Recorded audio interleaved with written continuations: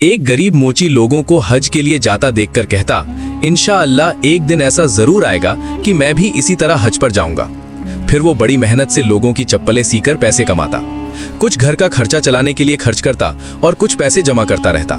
फिर काफी मशक्कत करके सालों के बाद आखिरकार उसने हज करने जितने पैसे जोड़ ही लिए। जब पैसे जमा हुए तो मोची हाजियों के साथ हज के लिए रवाना हुआ।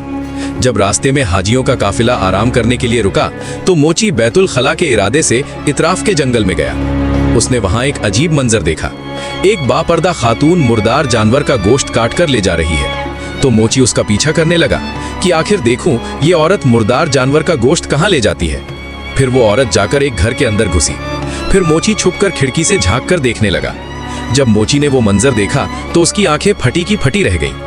वो औरत जो हिजाब के हिसाब से मुस्लिम लग रही थी, वो मुर्दार जानवर का गोश्त पकाकर अपने बच्चों को खिलाना चाहती थी। फिर मोची ने आवाज दी, ए माई, ये क्या कर रही हो? दरवाजा खोलो, मैं तुम्हें ऐसा हरगिज नहीं करने दूंगा।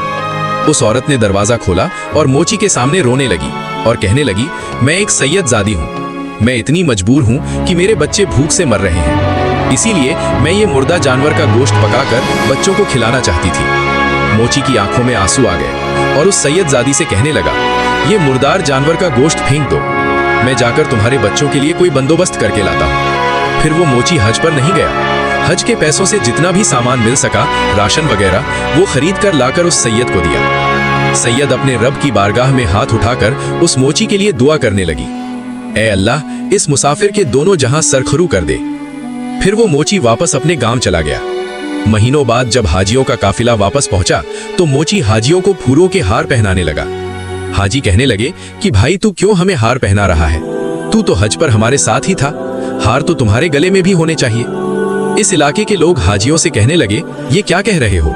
ये मोची तो यहाँ गांव में हमारे साथ था, ये तो हज पर गया ही नहीं, रास्ते से ही लौटकर वापस आ गया था।